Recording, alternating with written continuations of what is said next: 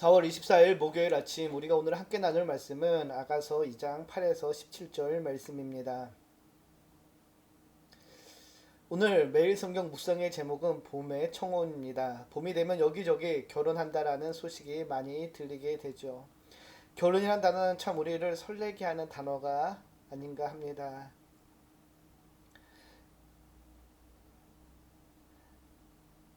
이 결혼이란 단어는 그래서 많은 청년들이 선망하는 단어이기도 한데요. 어제 말씀드렸듯이 아가서의 해석 방법 중 하나는 아가서를 여호와 하나님과 이스라엘의 언약 관계 안에서 보는 것입니다. 여호와 하나님과 이스라엘은 시내산 언약을 통해 결혼한 부부 관계로 묘사되어지곤 하는데요. 결혼이 무엇인가요? 결혼은 사랑하는 사람들이 부부의 관계를 맺고 함께 영원히 하기를 약속하는 것이 결혼입니다. 연애를 시작하는 젊은이들의 공통점이 무엇일까요? 아마도 같이 시간을 더 보내고 싶다는 것이 아닐까 생각되는데요. 사랑하는 사람이 있는 우리 젊은 친구들은 하루 종일 데이트를 하고 헤어져도 집에 가면 또 전화기를 붙들고 몇 시간씩 통화를 하곤 합니다. 그리고 또 내일 만나죠. 이런 애틋한 마음이 점점 깊어지게 되면은 결혼에 이르게 되는데요. 오늘 본문은 이와 같은 연인의 애타는 그리움과 사랑을 잘 표현해 주고 있습니다. 본문 8에서 9절을 보면은 여인을 향해 달려오는 연인의 모습이 생생하게 묘사됩니다. 내 사랑하는 자의 목소리로구나. 보라, 그가 산에서 달리고 작은 산을 빨리 넘어오는구나. 내 사랑하는 자는 노루와도 같고 어린 사슴과도 같아서 우리 벽 뒤에 서서 창으로 들여다보며 창살 틈으로 엿보는구나. 사랑하는 여인을 노루와 사슴에 비유하며 산을 달리고 작은 산을 넘어 자신에게 올 것을 기대하며 희생합니다. 노루와 들사슴은 히브리어로 제바오토 아얄로트 하세다입니다. 그래서 어떤 학자들은 거룩하신 하나님의 이름을 함부로 언급할 수 없기에 하나님의 이름인 엘로이 제바오트와 발음이 비슷한 제바오트, 또 전능하신 하나님인 엘샤다이를 연상시키는 아얄로트 하세데를 언급했다라고 이야기를 하곤 하는데요. 위의 학자들의 해석을 근거로 한다면은 우리 주님께서 우리를 향해 산을 띄어 작은 산을 넘어 다가오고 계신다라는 것이죠. 산과 작은 산, 벽들은 아마도 우리와 주님과의 관계를 방해하는 방해 요소가 될 것입니다. 그러나 이러한 방해 요소가 있음에도 불구하고 주님은 여전히 우리를 만나기 위하여 오시는 것이죠.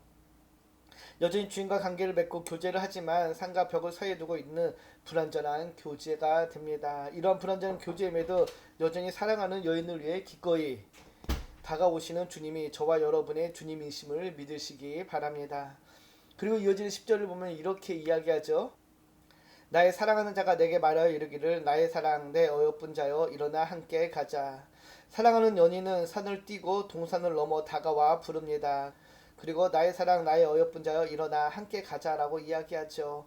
겨울도 지나고 비도 그쳤고 이제는 지면에 꽃이 피는 새가 노래할 때가 이르렀다라고 이야기합니다. 그러니 함께 일어나 가자라고 이야기하죠.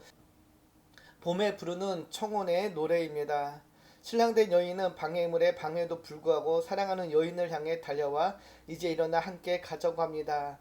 둘 사이를 방해하는 그 모든 시간이 끝났으며 새로운 계절이 시작되었다라고 이야기하고 있는 것이죠. 우리도 겨울을 보내며 빨리 봄이 오기를 기대하죠. 봄이 상징하는 것이 무엇인가요? 새로운 생명입니다. 그동안 숨죽였던 식물들이 싹을 틔우고 나무들이 꽃을 발하며 회색빛이었던 세상에 푸르른 녹색으로 변하는 계절이 바로 봄이지요. 봄은 죽음에서 새로운 생명을 태동하는 계절입니다. 겨우내 숨죽였던 모든 식물과 동물들이 다시 태동하고 회복하는 계절이 봄에인데요. 그래서 유명한 청교도 신학자 조나단 에드워드 같은 경우 이렇게 이야기합니다. 많은 비가 내려 하늘의 햇빛을 볼 수 없는 어려운 시간들을 신앙의 겨울이라고 한다면은 비가 그치고 꽃이 피는 계절을 봄이라 할 수 있습니다. 여기에서 봄의 계절이란 주께서 사랑하는 신부에게 하늘의 은혜를 베푸시는 시간이며 신령한 것으로 회복시키는 시간, 구원의 시간, 부흥의 시간을 의미한다라고 이야기를 하죠. 신랑된 연인은 사랑하는 여인을 생명의 계절 봄의 계절에 자신과 함께 이제 일어나 나갈 것을 말합니다. 이렇게 신랑은 봄이 되어 청혼의 노래를 부르며 신부를 초대합니다. 이 초대에 우리의 반응은 무엇입니까? 일어나 함께 가져가는 그 초대에 아직도 그 자리에 앉아서 봄을 기다리고 있진 않는지요. 주님은 우리가 문 밖으로 나와서 주님과 더 깊고 풍성한 교제를 나누시기를 원합니다. 그 주님의 부름에 초청에 반응하는 저와 여러분이 되기를 소망합니다. 그러나 앞에 말씀드렸듯이 사랑에는 항상 좋은 시간이 있는 것만은 아니죠. 사랑을 위협하는 방해꾼들이 있습니다. 15절 보면 이렇게 이야기하죠. 우리를 위하여 여우 곧 포도원을 허는 작은 여우를 잡으라. 우리의 포도원의 꽃이 피었습니다. 사랑하는 사이에서도 불화가 있을 수 있고 다툼이 있을 수 있으며 또 둘이 헤어져 나갈 시련이 있을 수도 있습니다.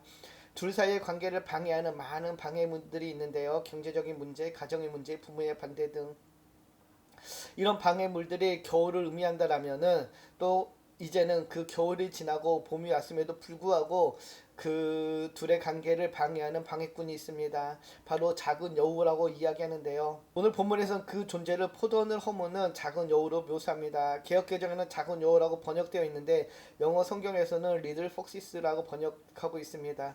복수형으로 번역하고 있죠. 즉 방해하는 세력이 하나가 아닌 여럿임을 알 수 있는데요. 일반적으로 여우는 교회와 성도를 해롭게 하는 대적을 비유합니다. 여기서는 작은 여우라고 표현했는데 이것은 교회와 성도를 괴롭게 하는 모든 작은 제약들을 일컫는데요.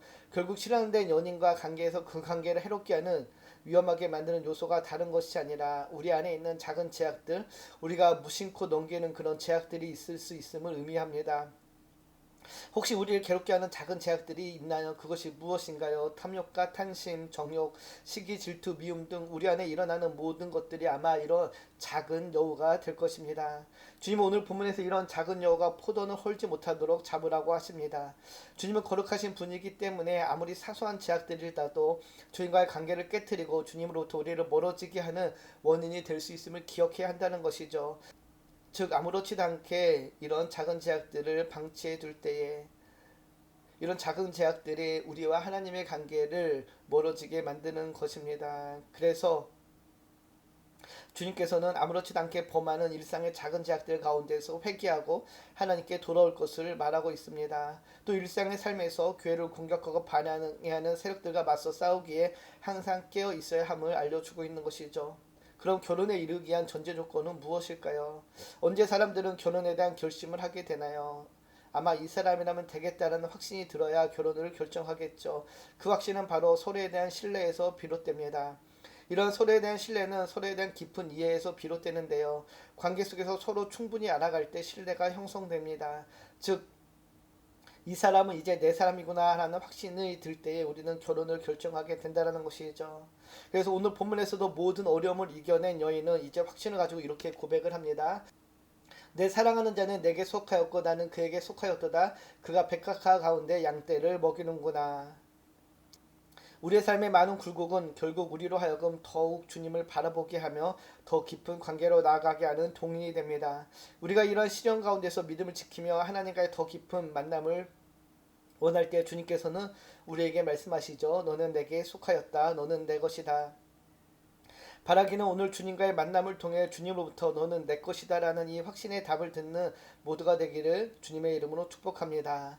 기도합니다. 참 좋으신 하나님 감사합니다. 오늘도 말씀을 통하여서 주님의 그 놀라운 사랑을 알게 하시고 주님의 부르심이 있음을 알게 하심을 감사합니다. 주님의 그 부르심에 순종함으로 나아가고 주님의 그 초청에 기쁨으로 반응하는 우리의 삶이 되게 하여 주시옵소서. 그래서 주님과의 깊은 신뢰 관계를 맺으며 주님과의 교제를 통하여서 이제 너는 내 것이다 내게 속하였다라는 그 확신이 우리 안에 세워지기를 소망합니다. 오늘도 주님과 동행하는 복된 하루 되기를 소망하며 우리를 권하신 예수님의 이름으로 기도드립니다. 아멘.